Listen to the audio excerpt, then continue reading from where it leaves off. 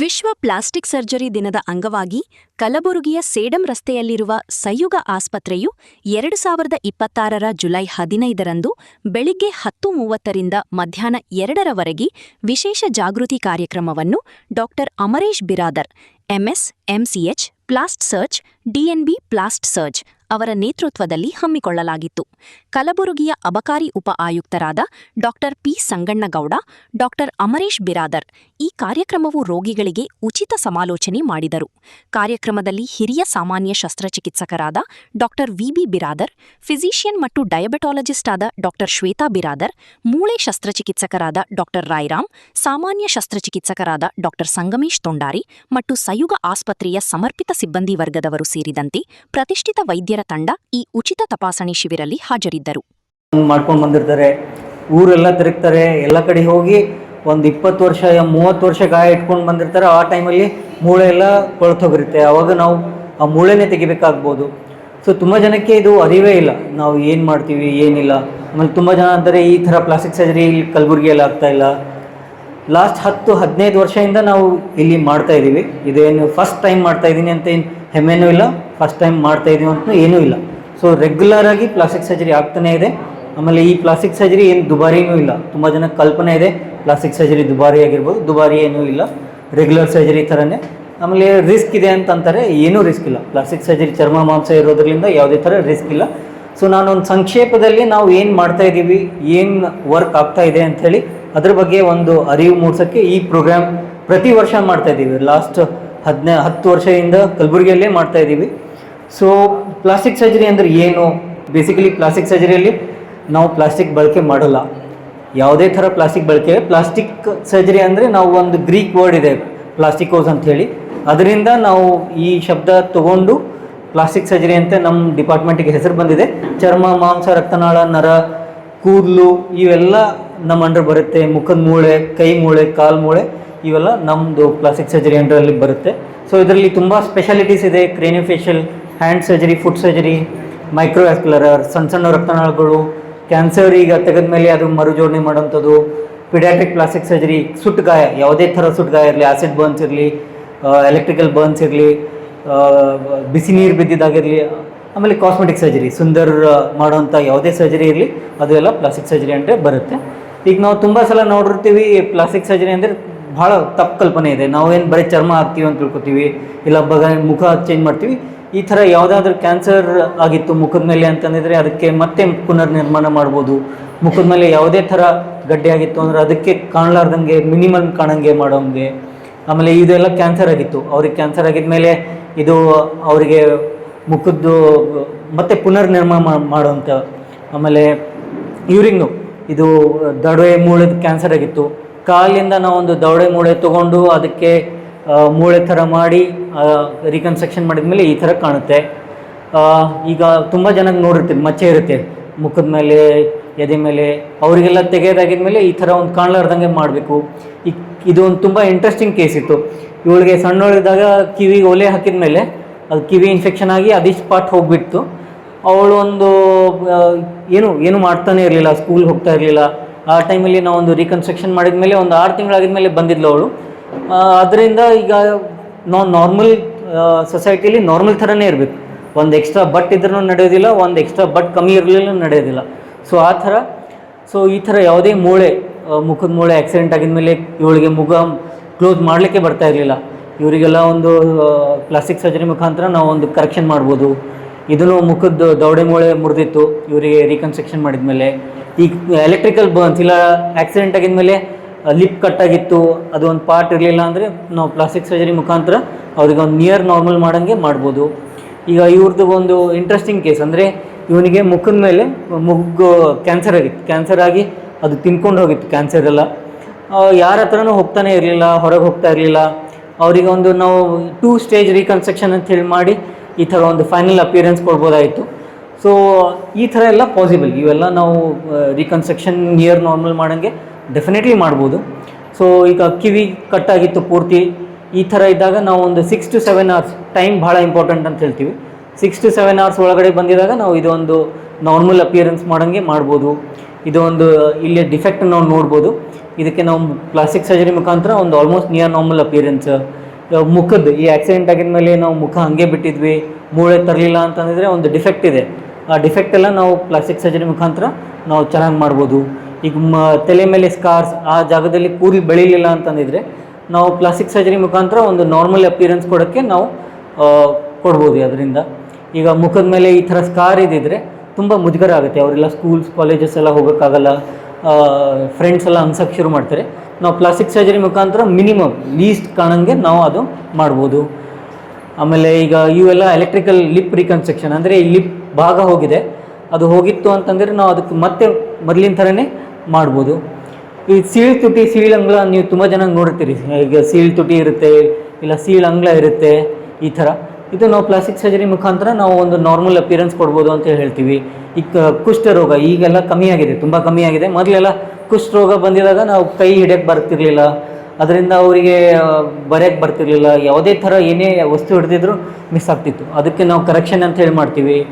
ಈಗ ರೀಪ್ಲಾಂಟ್ ನಾವು ತುಂಬ ನೋಡ್ತೀವಿ, ಅಂದರೆ ವಾರದಲ್ಲಿ ಒಂದು 5-6 ಜನ ಒಂದು ಬಾಗಿಲಲ್ಲಿ ಬಟ್ಟಿಟ್ಟು ಕಟ್ ಮಾಡ್ಕೊಂಡು ಬರ್ತಾರೆ. ಆಮೇಲೆ ಫ್ಯಾಕ್ಟ್ರಿಯಲ್ಲಿ ವರ್ಕ್ ಮಾಡುವಾಗ ಮಷೀನಿಂದ ಕಟ್ಟಾಗಿ ಇವರೆಲ್ಲ ಒಂದು 5 to 6 hours ಒಳಗಡೆ ಬಂದಿದ್ದರೆ ನಾವು ಒಂದು ರೀಪ್ಲಾಂಟ್ ಅಂತ ಹೇಳಿ ಮಾಡ್ತೀವಿ. ಅಂದರೆ ಅದಕ್ಕೆ ಮರು ಜೋಡಣೆ ಮಾಡಿ ಅದಕ್ಕೆ ನಿಯರ್ ನಾರ್ಮಲ್ ಅಪಿಯರೆನ್ಸ್ ಕೊಡೋಂಗೆ ನಾವು ಮಾಡ್ಬೋದು. ಇವು ಈಗ ತುಂಬ ಜನ ನಾವು ನೋಡ್ತೀವಿ, ಈಗ 2 ಬಟ್ ಅಂಟ್ಕೊಂಡಿರುತ್ತೆ, ಸಿಂಡಕ್ಟಿಲಿ ಅಂತ ಹೇಳ್ತೀವಿ. ಇದು ಮತ್ತೆ ಬಿಡಿಸೋಂಗೆ ಸರ್ಜರಿ ಇವೆಲ್ಲ ನಾವು ಮಾಡ್ಬೋದು. ಎಕ್ಸ್ಟ್ರಾ ಬಟ್ ಇದ್ದರೆ ಅದು ನಾವು ತೆಗೆದು ಅದು ನಾರ್ಮಲ್ ಅಪಿಯರೆನ್ಸ್ ಕೊಡ್ಬೋದು. ಈಗ ಟಿಪ್ ಇಂಜುರೀಸ್, ಅಂದರೆ ಈ ಥರ ಒಂದು ಕಟ್ಟಾಗಿತ್ತು, ಕ್ರಶ್ ಆಗಿತ್ತು ಅಂದರೆ ಅದೊಂದು ರೀಕನ್ಸ್ಟ್ರಕ್ಷನ್ ನಿಯರ್ ನಾರ್ಮಲ್ ಅಪಿಯರೆನ್ಸ್ ಅಂತ ಹೇಳಿ ಮಾಡ್ಬೋದು. ಇದು ಇದು ಹೆಬ್ಬಟ್ ಪೂರ್ತಿ ಕಟ್ಟಾಗಿ ಹೋಗಿದೆ, ಕಟ್ಟಾಗಿದ ಮೇಲೆ ಇದೊಂದು ರೀಕನ್ಸ್ಟ್ರಕ್ಷನ್, ನಾವೊಂದು ಬೇರೆ ಬಾಡಿ ಭಾಗ ತೊಗೊಂಡು ಅದಕ್ಕೆ ರೀಕನ್ಸ್ಟ್ರಕ್ಷನ್ ಬಟ್ ಥರನೇ ಮಾಡಿ ನಾವು ಪುನರ್ನಿರ್ಮಾಣ ಮಾಡ್ಬೋದು.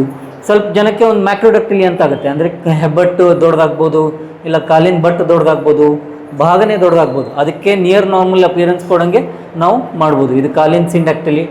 ಡಯಾಬಿಟಿಕ್ ಫುಟ್, ಅಂದರೆ ಈಗ ತುಂಬ diabetics is a mother of all diseases ಅಂತ ಹೇಳ್ತೀವಿ. ಶುಗರ್ ಆಗಿದವರು ನೆಗ್ಲೆಕ್ಟ್ ಮಾಡಿದಾಗ ಈ ಥರ ಗಾಯ ಆಗ್ಬೋದು, ಅದು ಎಷ್ಟೇ ದಿವಸ ಬಿಟ್ಟರೂ ಒಣಗೋದೇ ಇಲ್ಲ. ಆ ಥರ ಇದ್ದಾಗ ನಾವು ಒಂದು ರೀಕನ್ಸ್ಟ್ರಕ್ಷನ್ ಮಾಡಿ ಅದಕ್ಕೆ ಗಾಯ ವಾಸಿ ಮಾಡಿ ಅವ್ರಿಗೊಂದು special footwear, special chappals, instructions ಇರುತ್ತೆ. ಆ ಥರ ಅದು ಕರೆಕ್ಟಾಗಿ ಫಾಲೋ ಮಾಡಿದರೆ ಯಾವುದೂ ಆಗೋದೇ ಇಲ್ಲ. ಈಗ ನನ್ನ ಹತ್ರ ಒಂದು 10-15 ವರ್ಷದಿಂದನೂ ಪೇಷಂಟ್ ಫಾಲೋ ಅಪ್ ಇದ್ದಾರೆ. ಕರೆಕ್ಟ್ ಫಾಲೋ ಮಾಡಿದವರಿಗೆ ಈ ಥರ ಗಾಯ ಆಗೋದೇ ಇಲ್ಲ. ಆಮೇಲೆ ಯಾವುದೇ ಥರ ಗಾಯ ಇರಲಿ, ಕೈ ಗಾಯ ಇರಲಿ, ಯಾವುದೇ 10 ವರ್ಷ 20 ವರ್ಷ ಅವೆಲ್ಲ ನಾವು ಕರೆಕ್ಟಾಗಿ ನಾವು ಟ್ರೀಟ್ಮೆಂಟ್ ಮಾಡಿದರೆ ಅವಕ್ಕೆ ಪೂರ್ತಿ ವಾಸಿ ಮಾಡ್ಬೋದು. ಇದೆಲ್ಲ ಆಕ್ಸಿಡೆಂಟ್ ಆಗಿದ್ಮೇಲೆ, ಈ ಆಕ್ಸಿಡೆಂಟ್ ಆಗಿದ್ಮೇಲೆ ಇಲ್ಲೆಲ್ಲ ನೋಡ್ಬೋದು ನೀವು, ಇದೆಲ್ಲ ಪೂರ ಕ್ರಶ್ ಆಗಿ ಹೋಗಿದೆ, ಪೂರ ಮೂಳೆವರೆಗೂ ಕ್ರಶ್ ಆಗಿದೆ. ಆರ್ಥೋಪೆಡಿಕ್ ಸರ್ಜನ್ ಅವರು ಮೂಳೆ ಫಿಕ್ಸ್ ಮಾಡೋದಾಗಿದ್ಮೇಲೆ ನಾವು ಇದು ಹೊರಗಿನ ಚರ್ಮ ಮಾಂಸ ಎಲ್ಲ ನಾವು ಫಿಕ್ಸ್ ಮಾಡ್ಬೋದು. ಸೊ ಇದು ಒಂದು ತುಂಬ ಇಂಟ್ರೆಸ್ಟಿಂಗ್ ಕೇಸ್. ಮುಖ ಈಗ ಕ್ರ್ಯಾಕರ್ ಬರ್ನ್ಸ್, ಅಂದರೆ ನಾವು ಏನು ಪಟಾಕಿ ಹರ್ಸಿದ ಮೇಲೆ ಮುಖ ಎಲ್ಲ ಸುಟ್ಟು ಹೋಗಿದ್ಮೇಲೆ ಅವರು 2 ದಿವಸ ಆಗಿದ್ಮೇಲೆ ನನ್ನ ಹತ್ರ ಬಂದಿದ್ಮೇಲೆ ನಾವು ಇಮಿಡಿಯೇಟ್ಲಿ ಅವ್ರಿಗೆ ಸರ್ಜರಿ ಮಾಡಿ ಇದೊಂದು ಫೈನಲ್ ಅಪಿಯರೆನ್ಸ್ ನಾವು ಕರೆಕ್ಟಾಗಿ ಹೇಳಿದಂಗೆ ಎಲ್ಲ ಕರೆಕ್ಟಾಗಿ ಕೇಳಿದರೆ ಒಂದು ನಾರ್ಮಲ್ ಫೈನಲ್ ಅಪಿಯರೆನ್ಸ್ ನಾವು ಕೊಡ್ಬೋದು ಅವರಿಗೆ. This is a final result. ಇದು ಯಾರು ಅಂತಾರೆ, ಇದು ಮುಖ ಸುಟ್ಟಿದವರು ಅಂಥೇಳಿ. ಸೊ ಈ ಥರ ಅಪಿಯರೆನ್ಸ್ ಕೊಡಬೇಕು ಅಂದರೆ ಟೈಮಿಂಗ್ ಭಾಳ ಇಂಪಾರ್ಟೆಂಟ್. ನಾವು ಈಗ ಬಸ್ ಹತ್ತಬೇಕು ಅಂದರೆ ಸಂಜೆಗೆ 5 ಗಂಟೆ ಬಸ್, 5 ಗಂಟೆಗೆ ಹತ್ತಬೇಕು. 6 ಗಂಟೆ 8 ಗಂಟೆಗೆ ಬಸ್ ಸ್ಟ್ಯಾಂಡಿಗೆ ಹೋಗಿ 5 ಗಂಟೆ ಬಸ್ ಹತ್ತಕ್ಕಾಗತ್ತಾ? ಸೊ ಅದೇ ಥರ ಇದು ನಾವು ಫೈನಲ್ ಅಪಿಯರೆನ್ಸ್ ಕೊಡಬೇಕು ಅಂತಂದರೆ ಟೈಮಿಂಗ್ ತುಂಬ ಇಂಪಾರ್ಟೆಂಟ್. ಒಂದು 3-4 hours ಒಳಗಡೆ ಬಂದಿದ್ದರೆ ನಾವು ಚೆನ್ನಾಗಿ ಮಾಡಿಕೊಡ್ಬೋದು ಅವರಿಗೆ. ಸೊ ಇವೆಲ್ಲ ಅಕ್ಯೂಟ್ ಥರ್ಮಲ್ ಬರ್ನ್ಸ್ ಅಂತ ಹೇಳ್ತೀವಿ, ಇವೆಲ್ಲ ಕ್ಯಾಂಫರ್ ಬರ್ನ್ಸ್. ಈಗ ಲಾಸ್ಟ್ ವೀಕೆ ನಾವು ಮಾಡಿದ್ವಿ, ದೇವರಿಗೆ ಬೇಡ್ಕೊಂಡು ಕೈಯಲ್ಲಿ ಒಂದು ಕರ್ಪೂರ ಇಟ್ಕೊಂಡು ಕೈ ಕಾಂಟ್ರಾಕ್ಚರ್ ಮಾಡಿಕೊಂಡು ಬಂದಿದ್ರು. ನಮ್ಮ ಸ್ಟಾಫ್ ಎಲ್ಲ ನೋಡಿದ್ದಾರೆ ಅವರಿಗೆ. ಸೊ ಆ ಥರ ಮಾಡಲಿಕ್ಕೆ ಹೋಗ್ಬಾರ್ದು. ಆಯಿತು ಅಂದರೆ ಇಮಿಡಿಯೇಟಾಗಿ ಬಂದಿದ್ದರೆ ನಾವು ಚೆನ್ನಾಗಿ ಮಾಡಿಕೊಡ್ಬೋದು ಅವರಿಗೆಲ್ಲ. ಸೊ ನೆಗ್ಲೆಕ್ಟ್, ಈಗ ತುಂಬ ಜನ ಹಾಗೆ ನೆಗ್ಲೆಕ್ಟ್ ಮಾಡಿಬಿಡ್ತಾರೆ, ಏನೂ ಆಗಲ್ಲ. ಆ ಥರ ಆಗಿದಾಗ ಈ ಥರ ಒಂದು ಕಾಂಟ್ರಾಕ್ಚರ್ಸ್ ಅಂತ ಹೇಳ್ತೀವಿ, ಇವಕ್ಕೆ ರಿಲೀಸ್ ಮಾಡಿ ನಾರ್ಮಲ್ ಅಪಿಯರೆನ್ಸ್ ಥರನೂ ಕೊಡ್ಬೋದು. ಇವೆಲ್ಲ ನೆಗ್ಲೆಕ್ಟೆಡ್ ಕಾಂಟ್ರಾಕ್ಚರ್ಸ್ ಅಂತ ಹೇಳ್ತೀವಿ. ಆಮೇಲೆ ಮುಖಕ್ಕೆ ಈಗ ಯಾವುದೇ ಥರ ಮುಖದ್ದು ಸಮಸ್ಯೆ ಇತ್ತು ಅಂತಂದರೆ ಈ ಪೇಷಂಟಲ್ಲಿ ಒಂದು ಕಡೆ ಮುಖ ಬೆಳೆದೇ ಇಲ್ಲ, ಇನ್ನೊಂದು ಕಡೆ ನಾರ್ಮಲಾಗಿ ಬೆಳೆದಿದೆ. ಅವರಿಗೆಲ್ಲ ಒಂದು ಕೊಬ್ಬು ತೊಗೋತೀವಿ ಹೊಟ್ಟೆಯಿಂದ, ಅದು ಪ್ಯೂರಿಫೈ ಮಾಡಿ ಅದು ಕೊಬ್ಬು ಹಾಕಿ ಅವ್ರಿಗೊಂದು ನಾರ್ಮಲ್ ಅಪಿಯರೆನ್ಸ್ ತನಕ ಕೊಡ್ಬೋದು. ಸ್ಕಾರ್ ರಿವಿಷನ್, ಮುಖದ ಮೇಲೆ ಯಾವುದೇ ಥರ ಸ್ಕಾರ್ಸ್ ಇರಲಿ ಅವಕ್ಕೊಂದು ನಾರ್ಮಲ್ ಅಪಿಯರೆನ್ಸ್ ಕೊಡ್ಬೋದು. ಮೂಗು ಸೀದಾ ಕಮ್ಮಿ ಇತ್ತು, ಹೊಂಡ ಇದು ಇತ್ತು, ಮೇಲೆ ಒಂದು ಡಿಪ್ರೆಷನ್ ಥರ ಇತ್ತು, ಇವಕ್ಕೆಲ್ಲ ಒಂದು ಕರೆಕ್ಷನ್ಸ್ ಎಲ್ಲ ಮಾಡ್ಬೋದು. ಮುಖದ ಮೇಲೆ ಯಾವುದಾದ್ರೂ ಕಪ್ಪು ಮಚ್ಚೆ ಇತ್ತು ಅಂತಂದಿದ್ರೆ ಇದು ಒಂದು ಗೈನಕೋಮಾಸ್ಟಿ ಅಂತ ಹೇಳಿ ನಾವು ತುಂಬ ಕೇಸ್ ಮಾಡ್ತೀವಿ. ನಾರ್ತ್ ಕರ್ನಾಟಕದಲ್ಲಿ ಒಂದು ಹೈಯೆಸ್ಟ್ ನಂಬರ್ಸ್ ಅನ್ಬೋದು ಈ ಇದರಲ್ಲಿ. ಗಂಡಸರಲ್ಲಿ ಒಂದು ಎದೆ ಬೆಳೀತು ಅಂತಂದಿದ್ರೆ ಅದಕ್ಕೆ ನಾವು ಒಂದು ರೀಕನ್ಸ್ಟ್ರಕ್ಷನ್ ಅಂತ ಹೇಳಿ ಮಾಡಿ ಒಂದು ನಾರ್ಮಲ್ ಅಪಿಯರೆನ್ಸ್ ಥರ ಕೊಡ್ಬೋದು.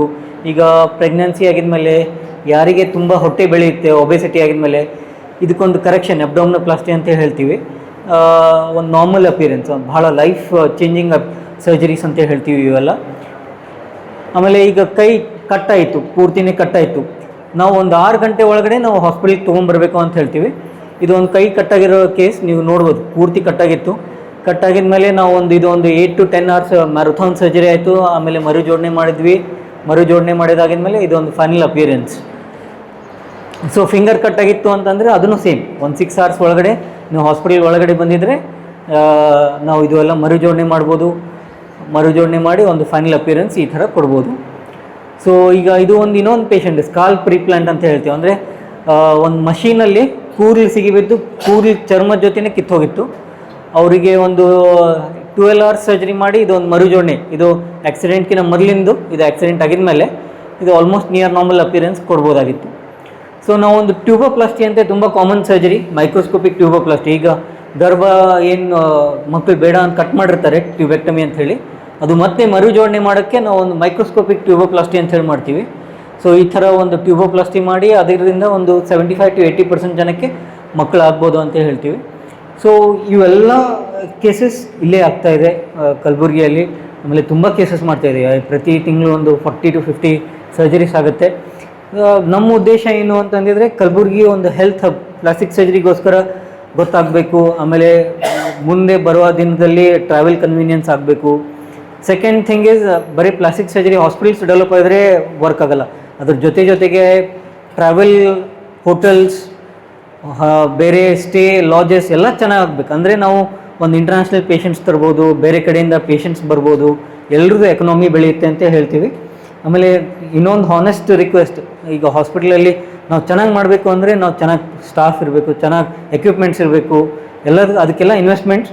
ಸೊ ಪೇಷಂಟ್ಸ್ ನೀವೆಲ್ಲರೂ ಒಂದು ಹೆಲ್ತ್ ಇನ್ಶೂರೆನ್ಸ್ ಕಂಪಲ್ಸರಿ ಒಂದು ಬೈ ಮಾಡಲೇಬೇಕು ಅಂತ ಹೇಳಿ ರಿಕ್ವೆಸ್ಟ್ ಮಾಡಿ ನಂದೊಂದು ಸ್ಮಾಲ್ ಟಾಕ್ ಇಲ್ಲಿಗೆ ಮುಗಿಸ್ತೀನಿ. ಧನ್ಯವಾದ.